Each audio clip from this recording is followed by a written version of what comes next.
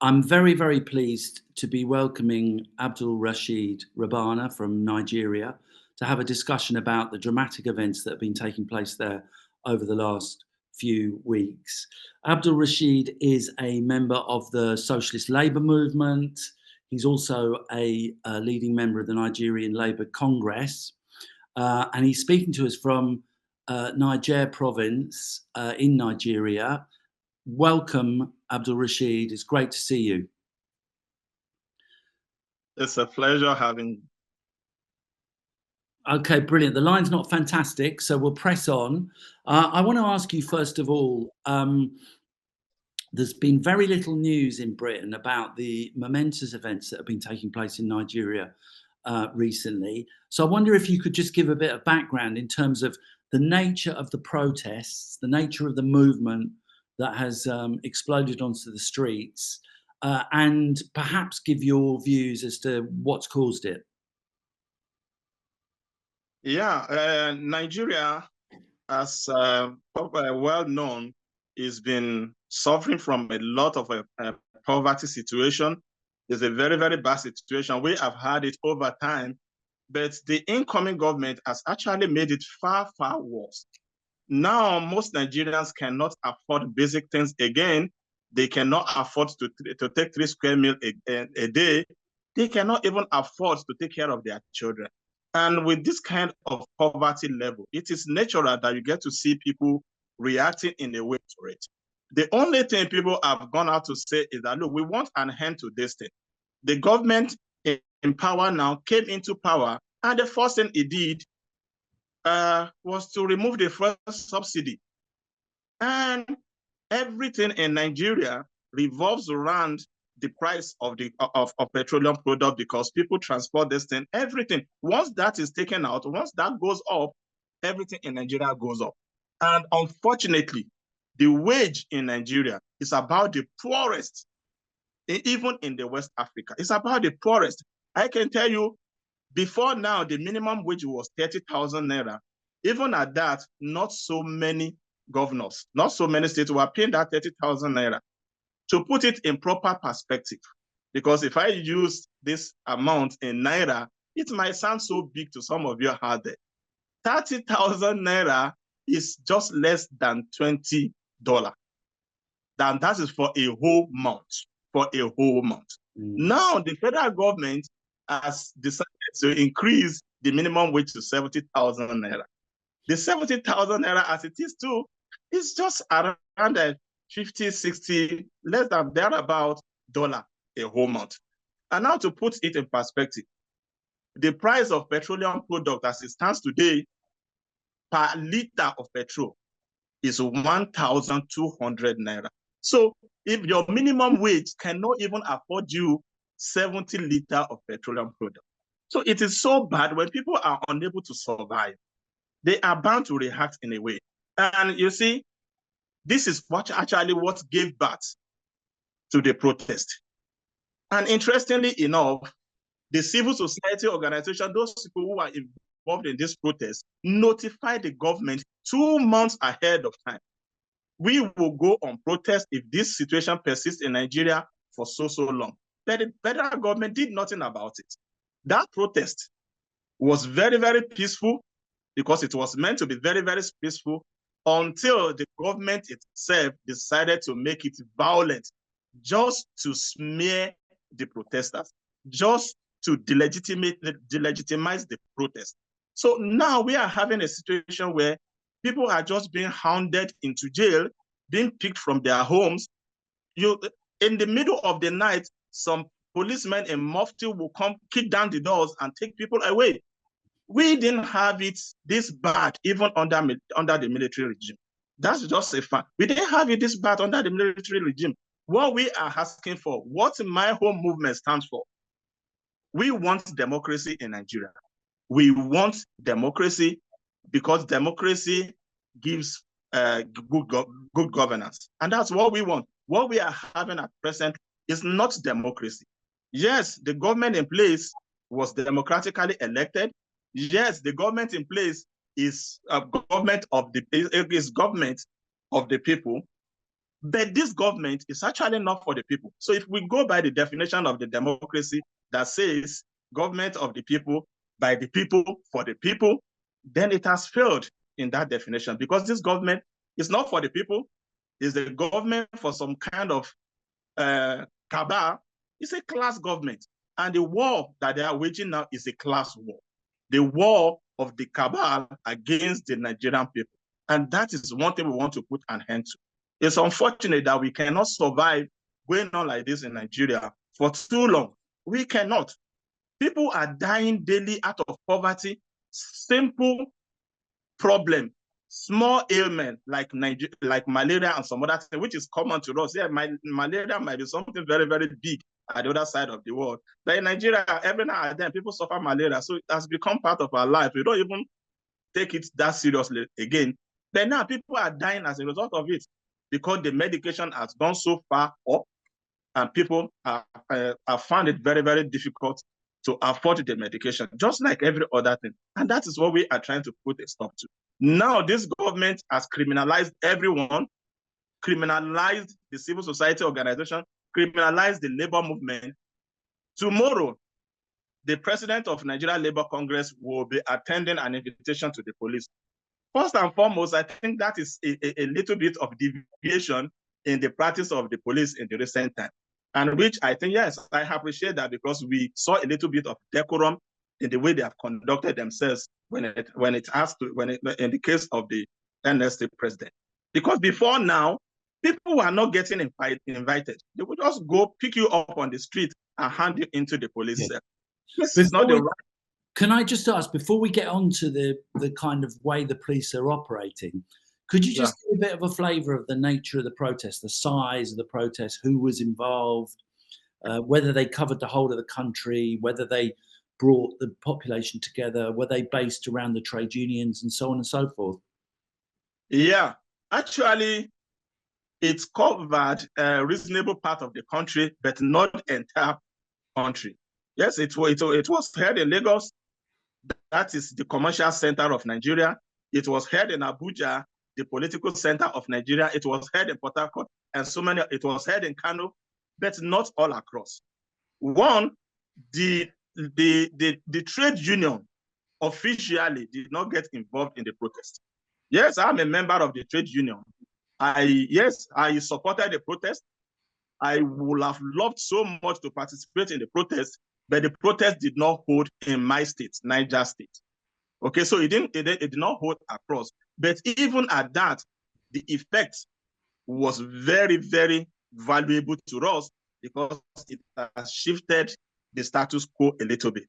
It has been able to show to the federal government that the Nigerian people cannot continuously be taken for granted. It will get a point that we have to make a change in some of this policy. We have to take care of these people. Otherwise, they could take care of things their own way. And that won't be nice for those people in power, because as it is now, it's not really looking good for anyone. It's not really looking good for anyone. The country is at the edge now. Honestly, it takes a little flare like this to set it, a little scratch to set it on fire, because that is the situation we are in now. Everybody is hungry. People who are hungry will always be hungry. And that is the situation we are having now. Yes, the protest didn't cover the entire Nigeria. The way it covered was very, very impactful, and the federal government felt it. And so what were the signs that that the demonstrations had an impact? I mean, how did the establishment, how did the ruling class react to the protests? Yeah, as it stands now, it's too early for us to appraise the achievement and all that, because in all sincerity, nothing so much has changed. But the truth is, they are feeling the impact of this movement. And this movement is going to be sustained, because as it is now, it is either we live as in living a life, or like my senior comrade put it, you either give us life or you give us death. We can't be living dead, because as it is now, Nigerians are living dead. And for as long as this continues, the protest, the agitation will continue until things are changed for better for the Nigerian people. For now, we have not achieved so much. But we are not expecting that everything should be turned over within the twinkle of the night, of the eyes. We will have to sustain this agitation over time. Yes, we have been clamped down to an extent, but that doesn't mean the agitation is being killed. They can only kill that agitation if they change the Nigerian situation for better. So have they been arresting a large number of activists? What kind of activists have they been taking? Have they been taking the leaders of the movement? Have they been taking trade unionists? What's the picture with the repression? Because it sounds like it's fairly severe and fairly fierce. Yeah, it is very fierce. And honestly, the leaders of the trade union have been targeted. The leader of the protest movement, most of them have been taken into custody, and the leader of the trade unions also have been targeted. One thing for sure is that for as long as there remains a single one of us out there without being taken, the agitation will not end. And I can tell you, they can never take all of us.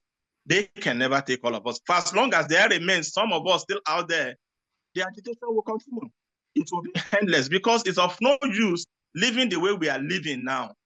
It's of no. Now you can imagine as a parent looking at your child suffering malaria, something that ordinarily shouldn't have led to death, and you are just there watching helplessly. Let me tell you something, sir.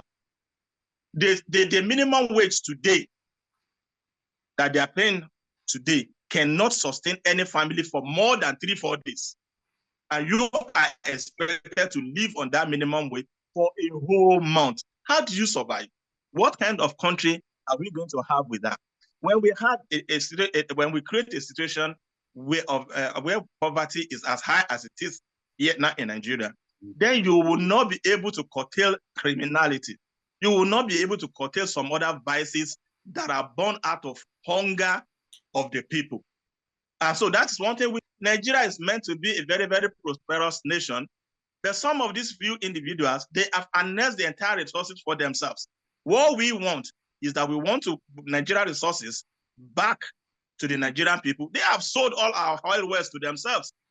That is our whole national asset. It's our whole national heritage. They sold everything to themselves, and now they are selling fuel to us at very, very exorbitant prices. These are very few people doing some of these things in Nigeria today.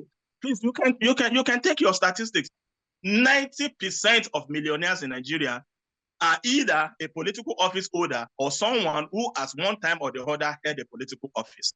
We have people moving money into their houses with bullion van, like a bank.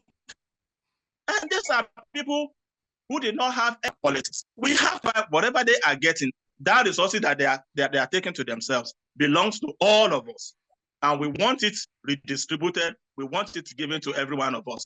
As it stands today, the money of Nigeria abroad is more than the money of Nigeria in Nigeria. And this money was taken away by this politician. If we were able to repatriate those money back to Nigeria, we can turn Nigeria to paradise because we have more money out of Nigeria than we have in Nigeria. And this money we have out of Nigeria are owned by some of these individuals. It's very, very unfortunate. They have mortgaged our own life because people of my generation now do not even have anything, do not have so much to live for again. Then we need to do something now to ensure that our children don't live the same kind of life they have subjected us to. We want them to live a better life than we do. And that is why we are in this. And it doesn't matter to us what happens to us along this line. We will keep fighting until we get some of these things changed for better. Thank you for that, Abdulrasheed. So what are the next steps? I mean, what are you hoping to do strategically now, given that these attacks have happened and that the movement seems to have paused for the moment? Yeah, they have something they have something going for them, and what they have going for them is that we are law-abiding citizens of Nigeria. We are very, very patriotic. we love our country. We don't want our country to go down. That is at variance to who they are. They are not patriotic. They don't love this country. They don't care what happens to this country. But we do. And that is why whatever we do, we treat with caution. We do everything cautiously. For now, we are seeking the legal means of getting our comrades out of the detention. Meanwhile, we are also regrouping for another massive protest. The protest definitely is going to be very, very peaceful as usual. But if this thing continues, then we will shut down Nigeria. We will get everybody, every working class people of Nigeria to down tools. We shut down everything. You can't be working and not be able to leave. Because if you are working and you can't leave, then what use is you? It's your work. So if this thing continues, the next step, now we are seeking a legal means of addressing some of this issue. We will pursue that to a logical conclusion. Meanwhile, we are regrouping for another round of protest. It's unfortunate what happened in the last protest because it was not meant to be violent. It was only violent in few places. We had protests in Lagos. It wasn't violent. We had in Ibadan. We had in Port Harcourt. We had in Jos. They deliberately made that of Kano, Kaduna, and some other places violent just to simply criminalize the organizer of the protester. But moving forward, we on our own would take serious precaution against the infiltration of some of these miscreants to make it violent. So we are going to have another, we will continue to demonstrate for as long as it takes. And at certain points in time, the option of shutting down Nigeria indefinitely is still on the table. We will withdraw our services everywhere and allow them to run the country if they can. We are the one who toil for the resources of this country. We are the one who generates the wealth of this country. But at the end of the day, they colonize the wealth of this country for just themselves and their family members. It can't continue like that. We have to put a stop to it. Thank you very much, Abdulrasheed. No doubt we'll speak again. All right, sir. Good luck with your struggle. Thank you so much. See you. Bye. Yes, sir. Bye. Thank you.